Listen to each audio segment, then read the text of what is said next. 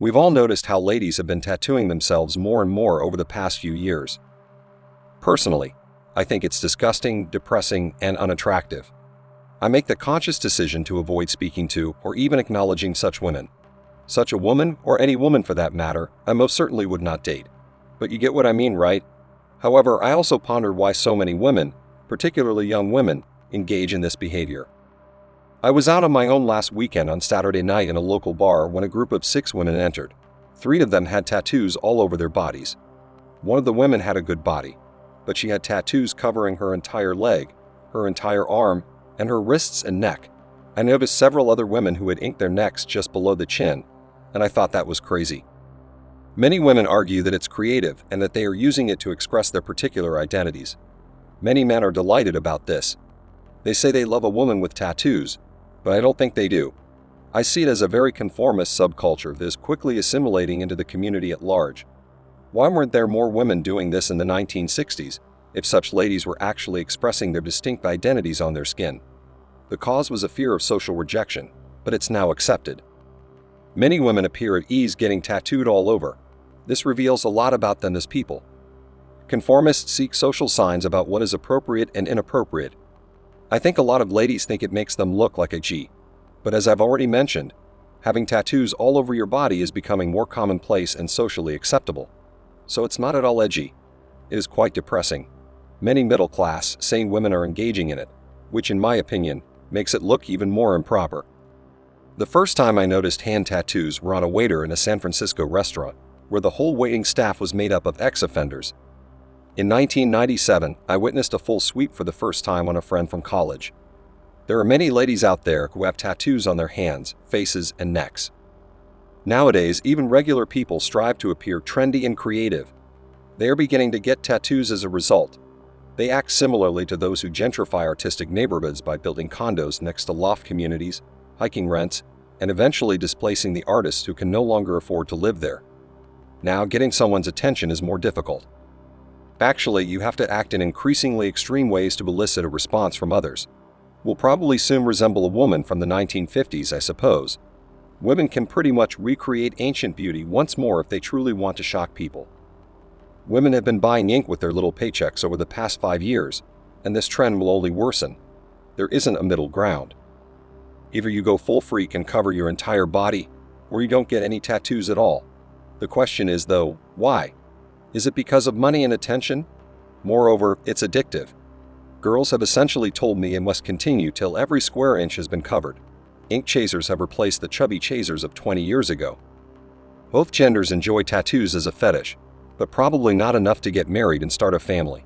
In the 1950s and the first half of the 1960s, it was believed that everyone should have the same appearance. People had already gone through enough change and trauma as we entered the first turning following the Second World War. Additionally, the culture of appearance and attire back then was shared by everybody. Almost all men wore suits, while nearly all women wore dresses. When the second turning occurred, we'd experienced the summer of love, which was characterized by baby boomers, young hippies, and men sporting long beards and hair. Then that was radical. Women had several tongue, belly, and nose rings when I was a young adult in the third decade of the 1990s. Back then, those were the equivalent of tattoos. In 1995, when I was in high school, I distinctly recall girls getting them when they were 16 and whining that their families disapproved. And fortunately for their fathers, they developed an infection and required removal. However, at the time, no girls had tattoos. The tattoos were piercings, but the girls would eventually get rid of them and resume their usual appearance. Undoubtedly, tattoos are permanent. If I were wise, in 5 to 10 years I would be investing in a business that removes tattoos. It will be a successful venture. People like gamblers, sailors, and prostitutes used to frequently acquire tattoos back then. Things that were previously reserved for whiners have become commonplace. It is currently one of the most renowned and rapidly expanding cities. However, Vegas can demolish itself as usual and rebuild. They will be with the girls who have sleeves and face tattoos, and once they begin to sag, they'll continue to look terrible for the rest of their lives. Since women are not the best long-term thinkers, I would rather see no tattoos on them.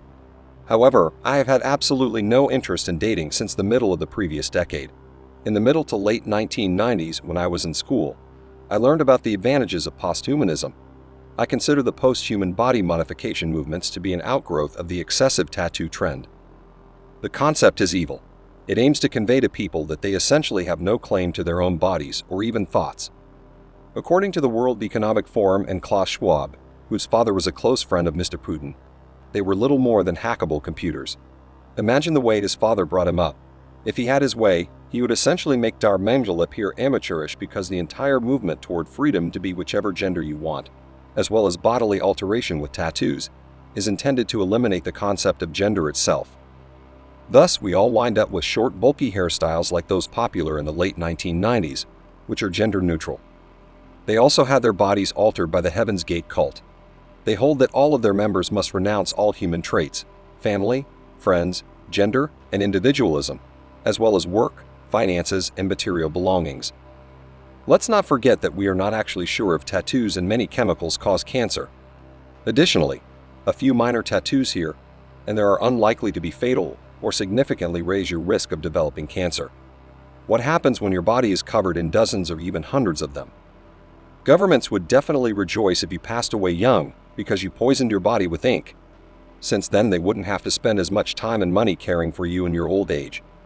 Additionally, women are poor long-term thinkers who do not consider the long-term effects of their actions. The fact that many of them want a man like that too is another reason why they do it. Therefore, it's also in part the female chameleon act. Anyway, that's all for today. Don't forget to like, comment, and subscribe to my channel.